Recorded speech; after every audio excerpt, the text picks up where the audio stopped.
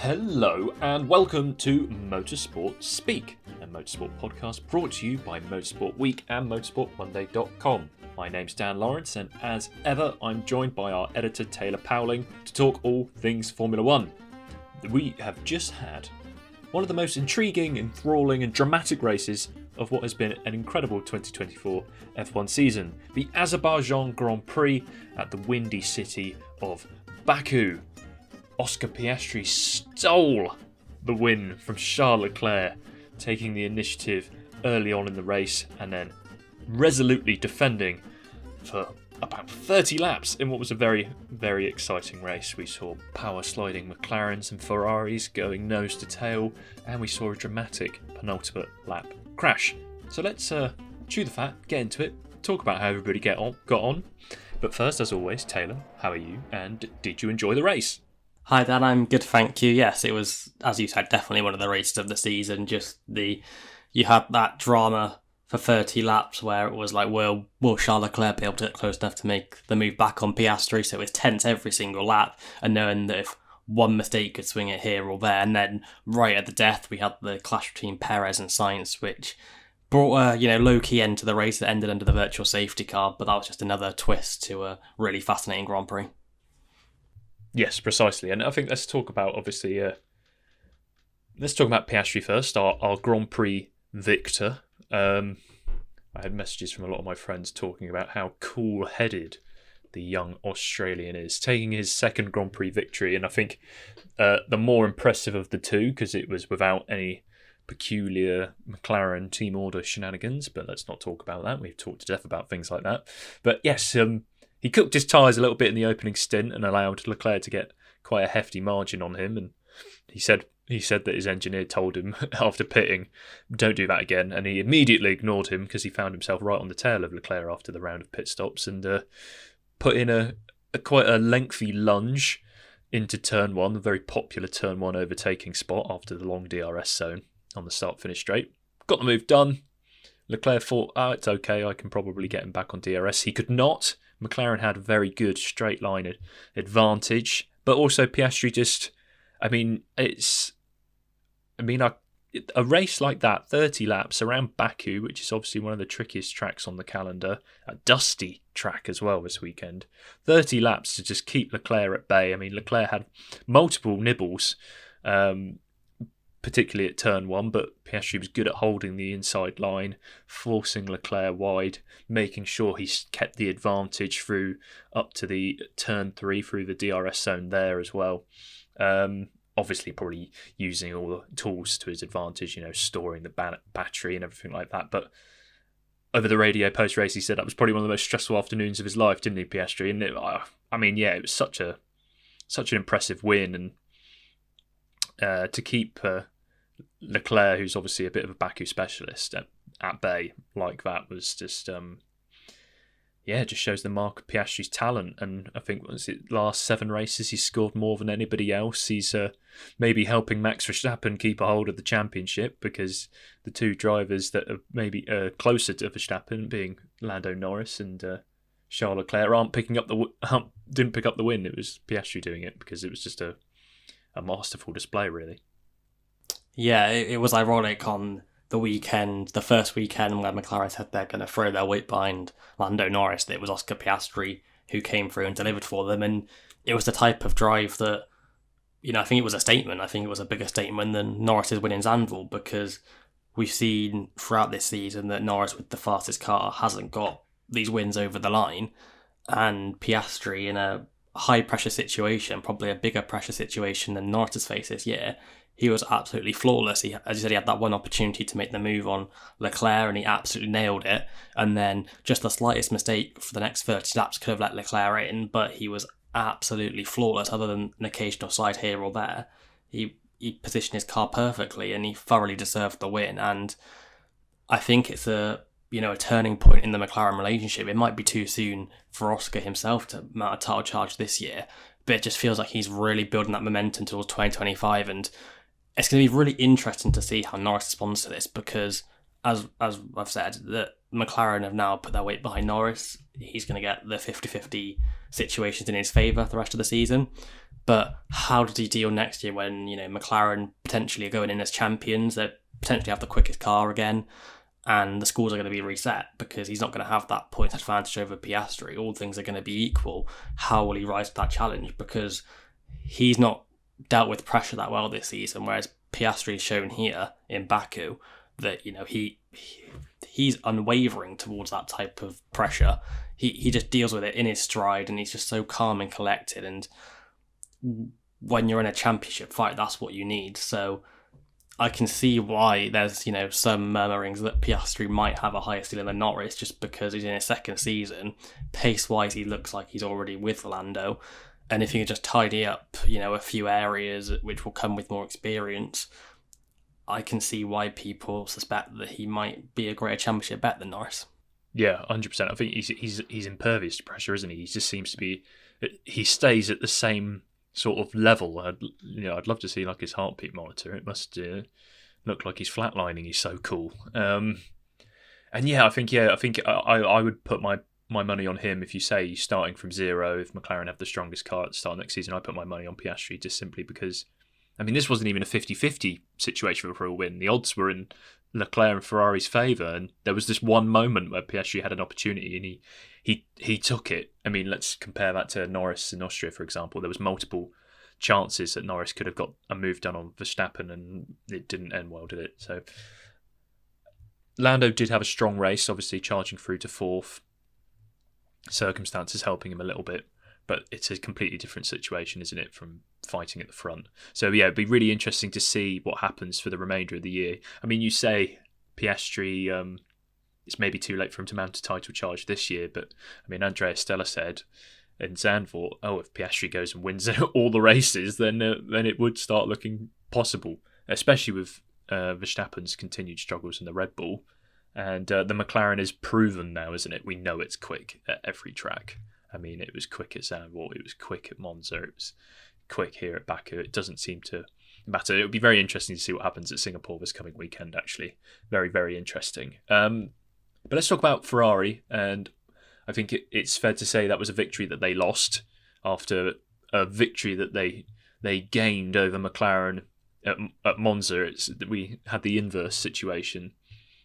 Leclerc with that monster opening stint, coming out of the pits with Alex Albon as a buffer over Piastri and Perez, which I thought, when I saw that, I thought, oh, well, great, he's got Albon in the way. That should really help get the tyres warmed up, with Albon. But Piastri made quite light work, I think, of getting past Albon, and maybe there was a little bit of complacency with Albon being there. The tyre warm-up phase for Ferrari, I think Leclerc said the tyre warm-up phase was just difficult on the hards, so that was key. And also, I think you pointed it out whilst we were watching the race that Ferrari left it too long to pit him. They should have protected their advantage, not let themselves get undercut, pitting Leclerc earlier. And I think Leclerc said that in the post-race press conference, we should have pitted a lap earlier. And also, I think maybe he wasn't really aware of how strong the straight line advantage was for Oscar in the McLaren, because he'd said, once the move came on, I didn't want to fight it too hard because I thought I could get him back in the next DRS, but that fight back to reclaim the lead never happened. So there was a few factors at play there that cost Leclerc a win that he rightly deserved on pace. And yeah, I mean, they also, Leclerc, he didn't really have a proper race simulation in practice. Did that play into effect, because they found out in the race, obviously, that on the hards they just didn't have the pace to really. I mean, if they'd had proper pace on the hard tyres, you'd probably have seen Leclerc reclaiming the lead one way or another. But missed opportunity for the Scuderia. Yeah, it kind of feels like that thing with Ferrari where, although yes, Leclerc got a podium and it's still a good result, they still lack that consistency. They won in Monza with great driver and team combined win, but here in Baku they then squandered a really good opening to make it 2 successive wins and make themselves closer to McLaren and Red Bull in the Constructors Championship. I don't think Leclerc had done much more. I know he mentioned about his defence, he should have shut the door, but when you look at how far back Piastri came from and also the fact that Leclerc struggled a bit with the warm-up and he was on colder tyres. If he'd have covered the inside where it is dusty and, he has cold tyres, he could have easily ended up going straight on himself if he tried to brake later. So in hindsight, it's easy to say, okay, he should have defended harder. But I think everyone at that point, based on the pace in the first stint, would have had no reason to object to Leclerc getting back past. So yeah, in hindsight, you can nitpick mistakes. And I think it's a case of sometimes we're too hung up on looking at what certain teams and drivers did wrong and not actually giving just full credit to the driver or the team that won the race. And in this case, it was Piastri and the McLaren. He did the work they needed to do, and it's not Leclerc's fault really that he lost it. It kind of, I was with you in the same boat where at that point early in the second stint you're thinking Leclerc's going to have the pace once he gets his tons of temperature just to breeze back past. But then I think it got towards halfway through the stint and we were messaging each other and I said to you, Piastri's got this one, just purely because Leclerc, you could see he was about 0.6 at best behind Piastri coming onto the start finish straight, and that wasn't quite enough. He was about 1-2 tenths short from getting the move done. He couldn't get closer than 0.6 coming onto the straight, coming out of turn 16, when his tyres were at peak condition. So the longer the stint went on and he was kept continuously running in that turbulence, he was sliding around, damaging his tyres. It was kind of clear that, okay, he's not got the straight line speed to overtake Piastri, and now he's losing the grip that might help him to, mitigate that straight line deficit. And then it reached a point where he hit the cliff and it looked like he was going to finish fourth. So he got very fortunate that Sainz and Perez came together and did him a huge favour, and he at least got a podium in Baku. Yeah, should we talk about that then? the crash. I think Fernando Alonso was saying how the level was so good in Baku that everybody was mistake-free and there wasn't a safety car. I mean, technically there wasn't a safety car, but there was a virtual safety car because of one major incident on the penultimate lap. Obviously, Leclerc, you said, in the turbulent air. He did so well to fight the tyres for that long in the turbulent air, I thought. But then eventually they did fall off a cliff. And for those last 3 laps, Piastri started clearing off. And then Perez saw his opportunity on lap 50, got hung out to dry at turn 1 by Leclerc. Sainz then came through on the run down to turn 2, tried to make that move on Leclerc, but he got forced out to the outside at turn 2, allowed Perez to come back in. Sainz coming from the right-hand side wall, wanting to follow the draft of Leclerc. Perez had all that space on the left. Was maybe a bit naive not to give Sainz a little bit more room, but, racing speeds, intensity, penultimate lap, you're chasing points, you're chasing positions, especially Perez, who had a really good weekend at a circuit he likes, rediscovering his mojo, fighting for podium. And obviously they came together and it was quite a big incident to end the race under a VSC. A bit of a shame for Red Bull because obviously it's lost them significant points. McLaren now lead the Constructors by 20 points. A shame for Perez because he would have been back on the podium for the first time since China.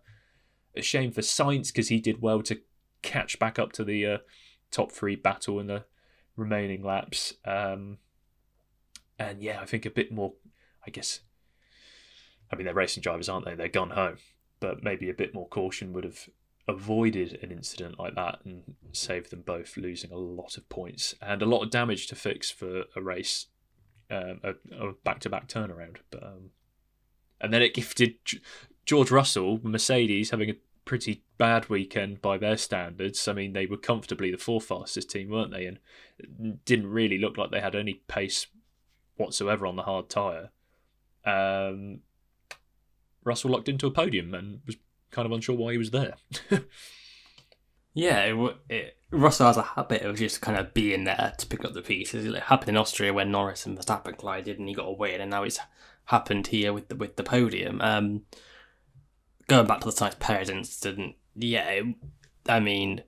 I think for Perez that's going to hurt a lot because he outclassed Verstappen all weekend and was on course to get a podium that would have been such a morale boost, and you hope for his sake that he can take that crash aside and, actually look at his own performance and take the positives from that and not go into another slump. This weekend's going to be really key for him to see whether he's turned a corner or whether it was just him turning up in Baku as he does every year. It looks like Red Bull might have turned a slight corner. Verstappen potentially, he's not this Baku's not his strongest circuit, but you'd like to think he would have been there with Checo if he hadn't gone down the wrong avenue with setup right before qualifying. That compromised his whole weekend and basically left him out of the fight for the front positions. But yeah, Sainz and Perez, the incident, I think a racing incident was correct from the stewards, but it was such a clumsy incident. It's not as if they've collided on a corner. They've literally just tangled wheels on a straight, and there's been a lot of back and forth debate on social media about, Sainz didn't move his steering wheel, but you don't have to move your steering wheel to change the direction you're going. You can quite clearly see if you look at his car relative to the white line on the outside, he does move inside. And I don't think you can blame Perez for not anticipating that and then moving over, because yes, Perez has room to the left, but in Perez's position, they've exited the corner. They're side by side without touching. I think he's entitled to maintain his line. And I think Sainz just got a bit greedy, really trying to hog Leclerc's slipstream to line up his teammate, and that's how they collided. It's just a really silly incident which cost them both a lot of points and cost both their teams in the Constructors' Championships. I think they're the ones that they need to be apologising to, because they've now given McLaren a 20-point lead, and with the strength of McLaren, you have to say that even with the 20-point lead, it looks unassailable unless Red Bull have to magic up their sleeves.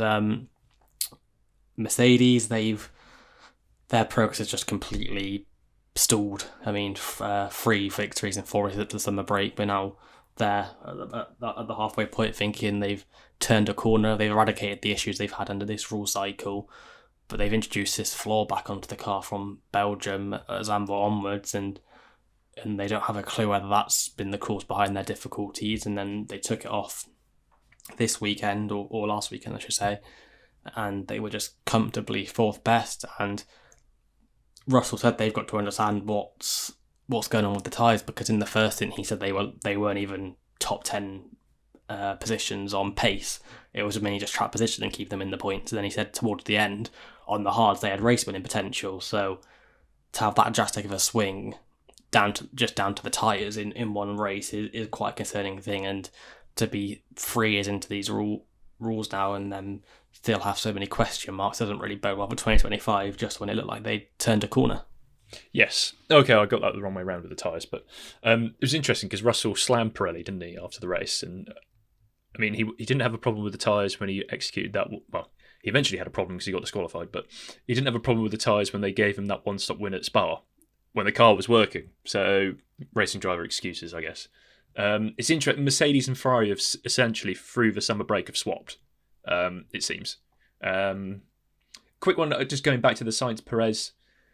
I mean, I feel like depending on which way you get out of bed, you could side with one or the other, which obviously indicates why it's a racing incident. And it was just 2 cars fighting over the same toe. It is interesting what you said about Sainz getting maybe greedy. I did find it interesting that he got that move done by Perez, and you'd think if you're the Ferrari team boss, if you put that cap on, you'd be like, great, 2nd and 3rd. Let's just keep Perez behind us. But obviously, maybe Sainz, I mean, he's not there next year, so maybe that plays into his mind if he thinks, you know what, I've got 3rd, let's have a nibble at 2nd.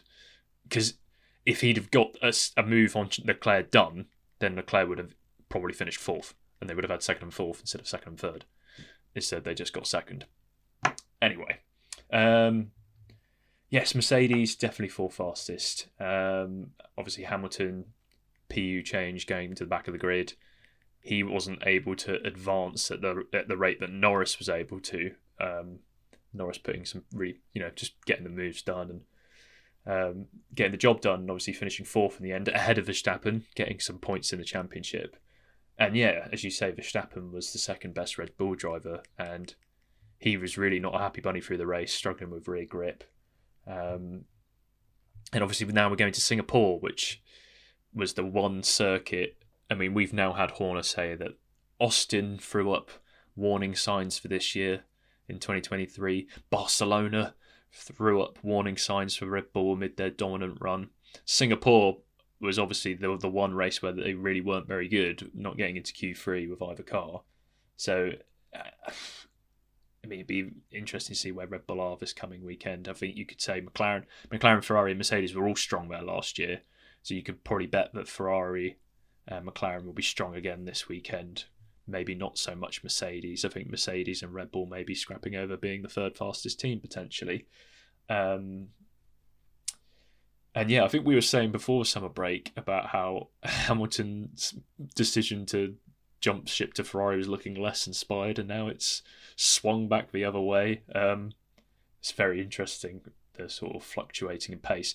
And like you say, with Mercedes again, and introducing a new flaw, these regulations time and again, people chasing performance, chasing updates, bringing new flaws, which is obviously that vital component. It is such a risk versus reward rule set, isn't it, with upgrades? It's incredible how you can introduce a flaw and it could either, unlock everything for you, or it could send you down multiple rabbit holes of poor performance.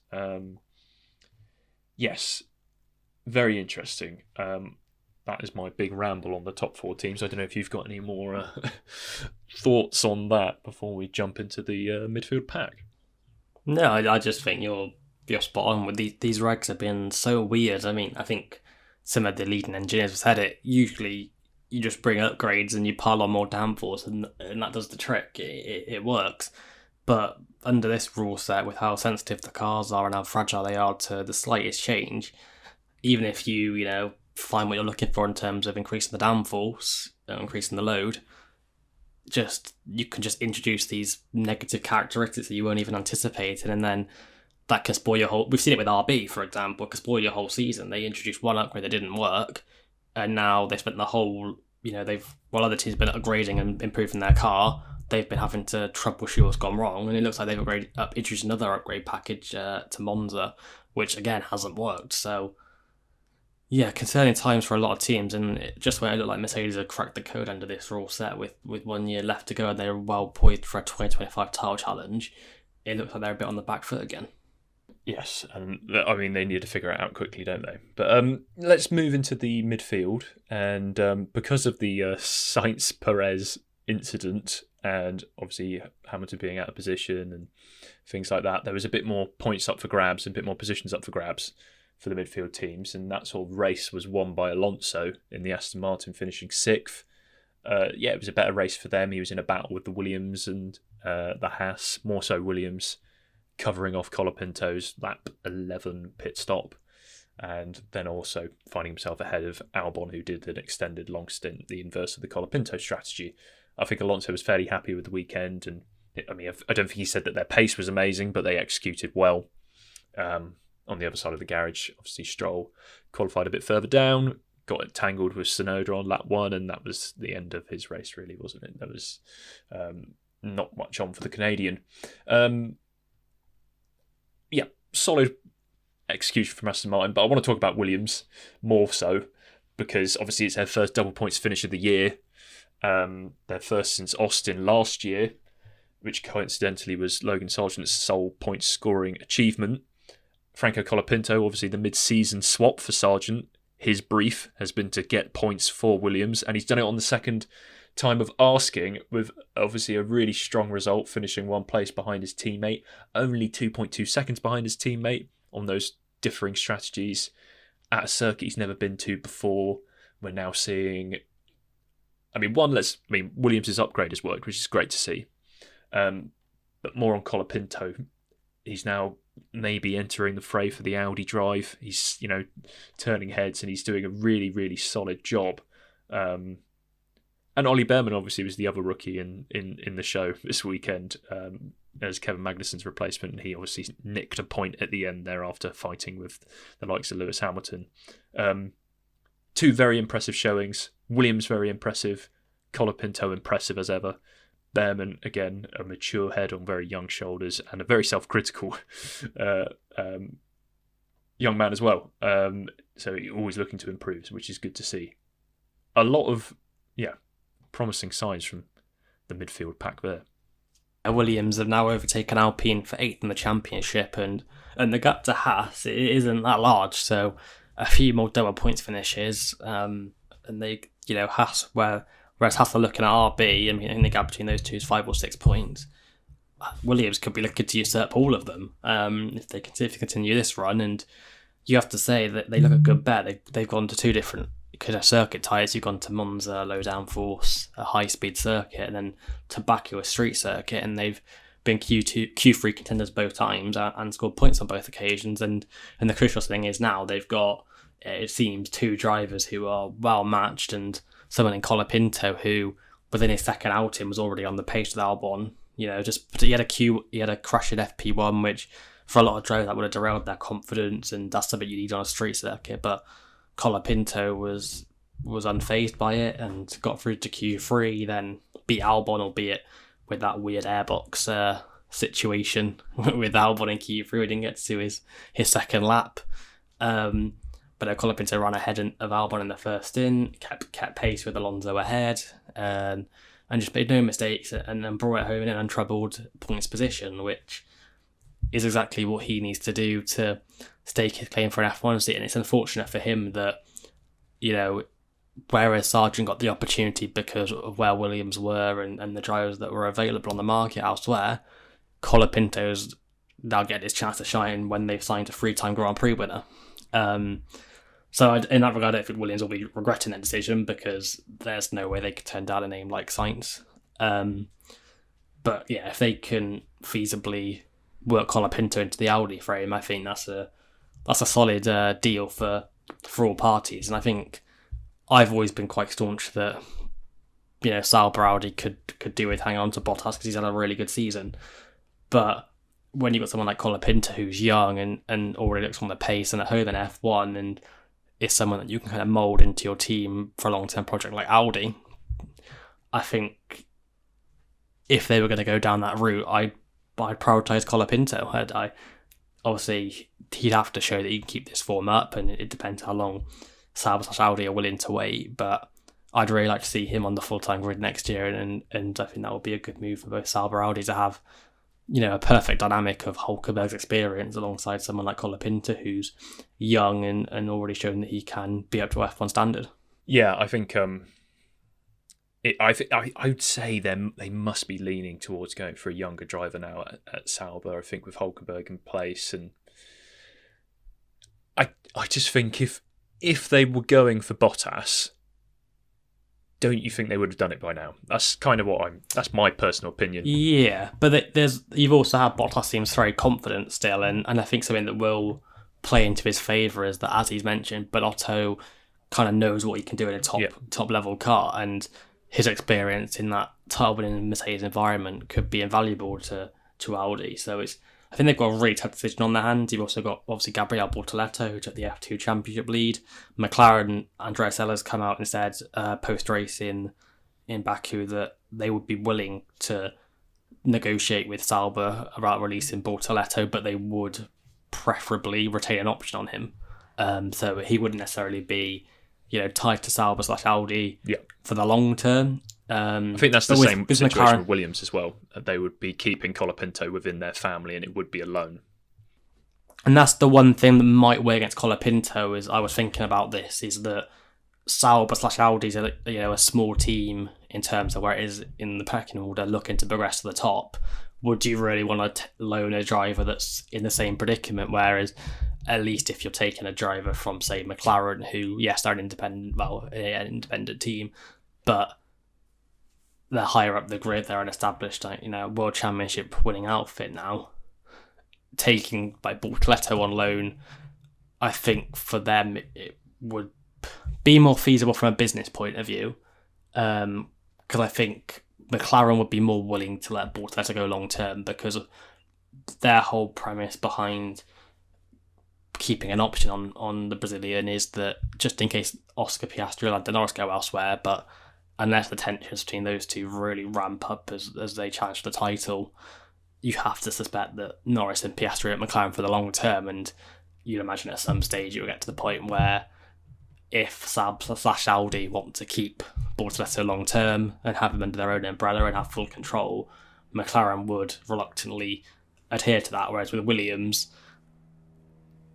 you don't know how long. Obviously, Val is talking about 2028 for them to even be, sniffing race wins. So, if they get to that point, when they're lower down the order, the driver lineups change so much. I know Albon and Sainz have both committed long term to the project, but we've seen this year anything can happen with driver lineups, and if one of them left, then they'd obviously be, wanting to bring Colapinto back. So that's the only thing I can see working against Franco.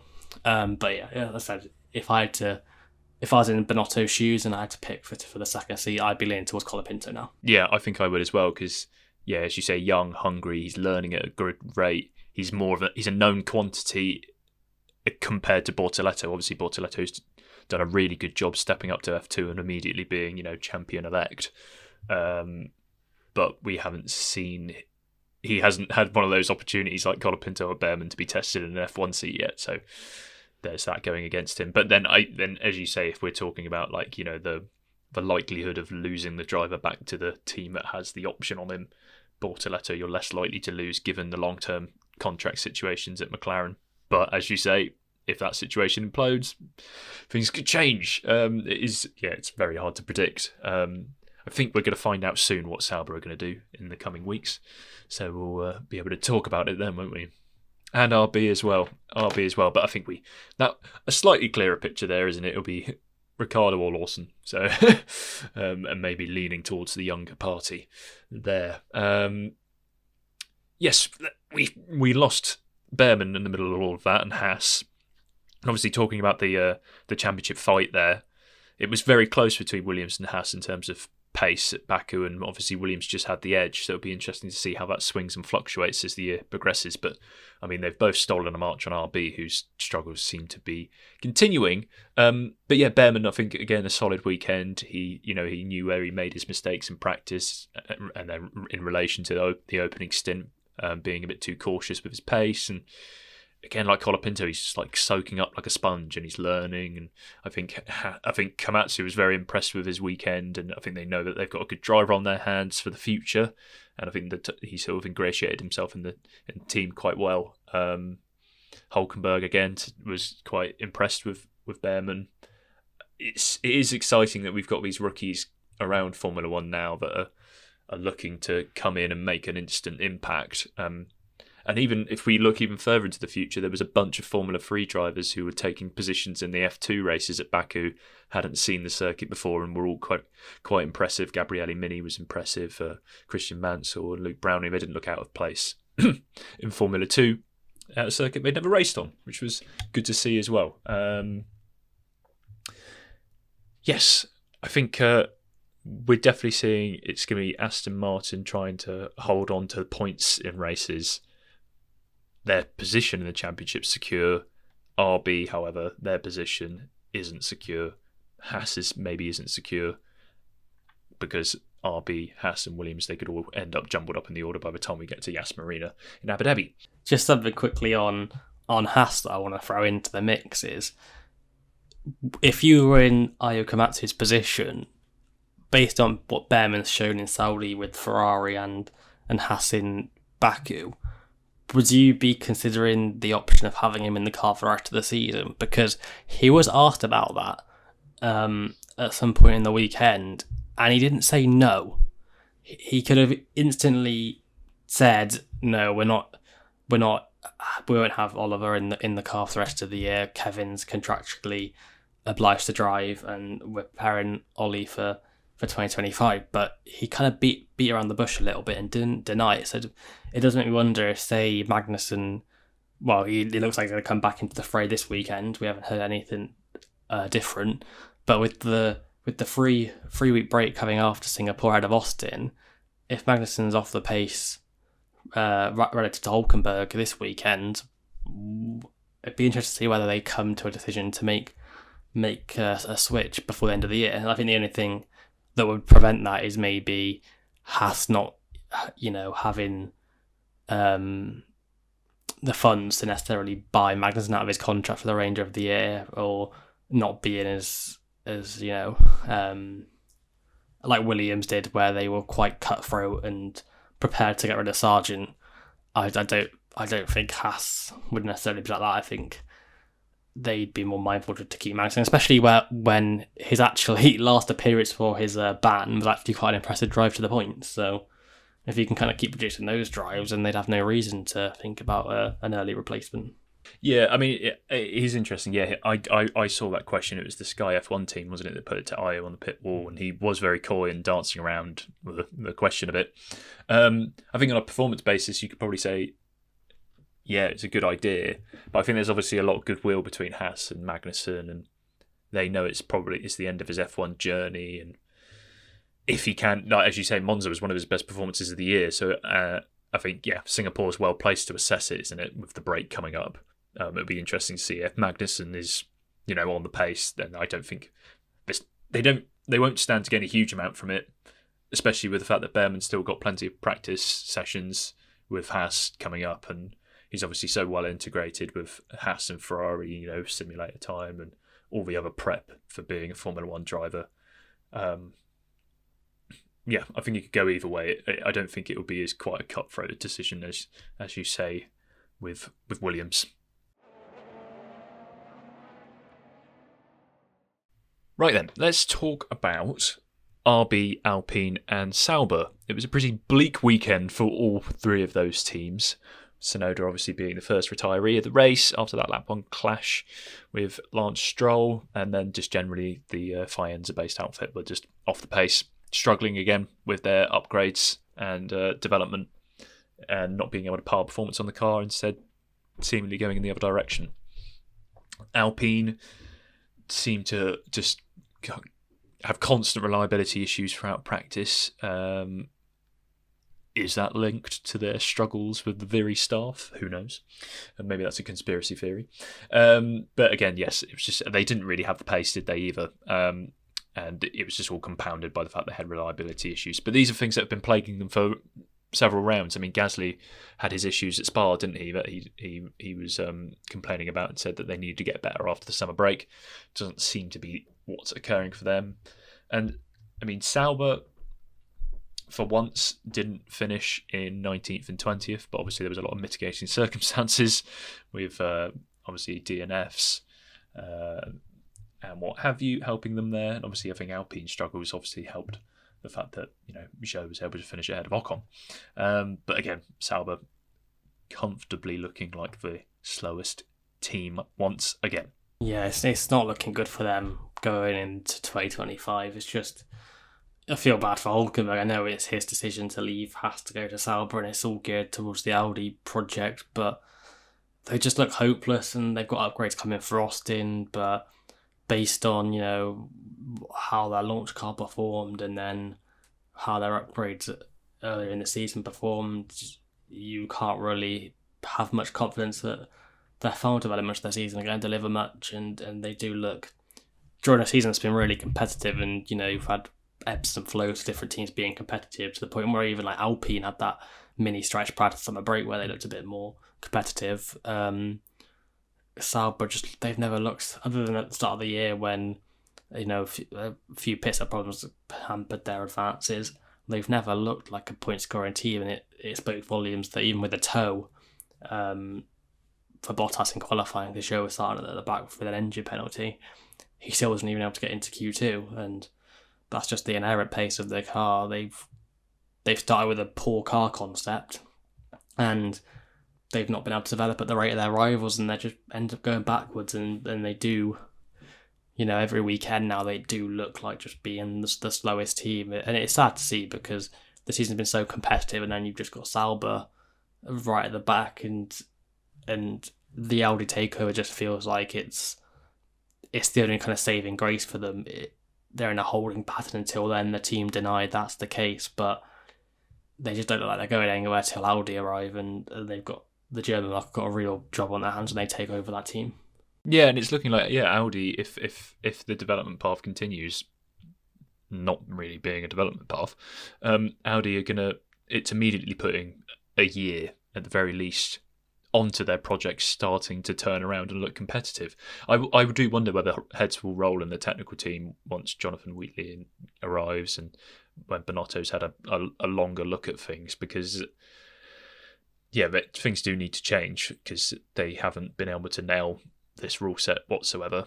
I guess maybe the saving grace is the fact that 2026 Audi's arrival is a brand new rule set, so that will maybe work in their favour. But it's an engine-dominated rule set, or that is the fear, or the theory from some people. And Audi have a brand new engine project coming to the table, which isn't the easiest thing to do in Formula One.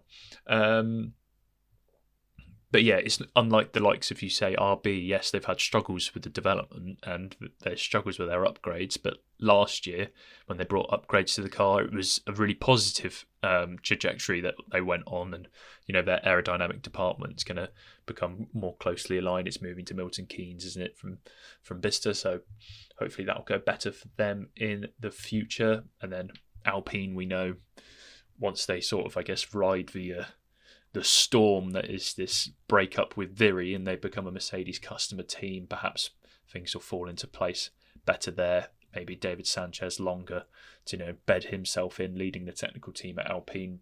There's points for progression with all of those teams, which we can't see at Sauber at the moment, which is a shame, because obviously Hulkenberg, you say, I think it's good for him. He's going to be a German driver driving for one of the biggest brands in the world in terms of motoring, and it's a German one.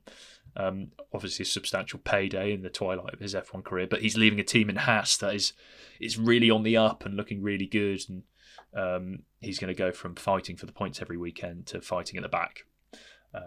And the same for whoever joins him in that second seat at Sauber. And with F1 being as closely competitive as it is a shame to see that one team that looks like it's suffering without a direction. Yeah, so I think there's plus points for both Alpine and RB. They've both shown that they can be competitive in the midfield. It's just this season's not come together for them. Alpine started on the back foot and have struggled to recover the ground, and RB then have just hit a development misstep. But you don't, with those teams, although Alpine, you don't really hedge your bets on them, realising their ambitions of wanting to be a championship contender, you don't think they'll reach the point where Sauber are at, where it just looks really hopeless. I think without the Audi takeover coming, you would even hear rumours of maybe Andretti looking, to purchase that team or like that actual entity. And obviously Sauber based in Himwell would complicate things, but I think Sauber would be looking at a sale if they did have the Audi project coming on board, and it would be interesting to see what the Audi. I know the Audi management's now changed and a few years have passed, but I believe the takeover was announced in 2022, and at that point, Sauber were Alfa Romeo, they were a midfield team. They were capable of scoring points. So from that point of view, at the time, it's looking quite positive. You're taking over a solid point scoring team, and now they're taking over a team that's resigned to the bottom, who is struggling to even score, and looks a bit hopeless in terms of direction. So lots to ponder, and I completely agree with you. I think that's going to add a season plus onto the Audi's ambitions to be competitive in F1, and ultimately, obviously, their ambitions will be to win. Yeah, I think they waited too long, in that 2022, the announcement period of the takeover. I think they left it too late to realise that the Sauber ship was sinking in terms of performance. I think this year they've kind of woken up to it and they've really ramped up their involvement, changed, obviously getting rid of Seidel and Hoffman, putting Bonotto in there. But I think these things maybe needed to be realised sooner, or they needed to just hit the ground running with preparing the team, putting things in place at the end of 2022, beginning of 2023. But alas, maybe Singapore will be the track for them. Wouldn't hold out hope. No, I wouldn't either. But I do hold out hope on it being a fun and entertaining Grand Prix for us to enjoy and for everyone to enjoy. So on that note, let's wrap it up here. Taylor, thank you for joining me as we chat all things Baku and Formula One. And yes, let's look forward to the coming race at Singapore. And we hope you listeners enjoyed our ramblings and our Motorsport Speak. So make sure to consume the podcast, subscribe. We're on YouTube, Apple Podcasts, Spotify, of course. Make sure to keep up to date with Motorsport Week and motorsportmonday.com, where you can see us rambling on about motorsport in the written word, Formula One and beyond. And make sure to follow us on socials at Motorsport Week on X, formerly known as Twitter, Instagram, Facebook, TikTok, YouTube, you name it. But for now, from us, goodbye.